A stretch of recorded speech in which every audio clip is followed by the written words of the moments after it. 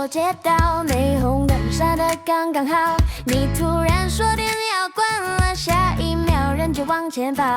我手上还拿着地图，脑袋还没反应好，只听见你在前面喊快一点啦，要来不及了。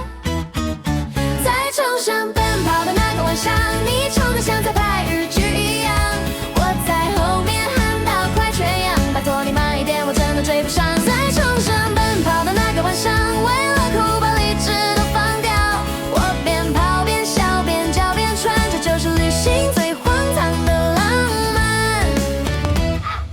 街角便利店在发光，你的眼神比谁都亮，折扣就像倒数计时，逼着我们一路狂奔不投降。我一边跑一边碎念，你只回头对我眨眼，这真是见证了友情，还有我快爆表的肺活量。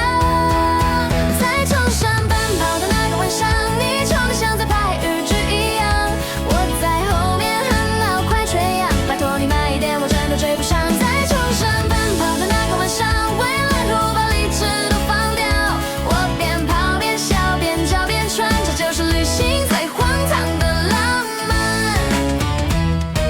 也许多年后再想起，不记得买了些什么，只记得那天的笑声在街道上一直没有停过。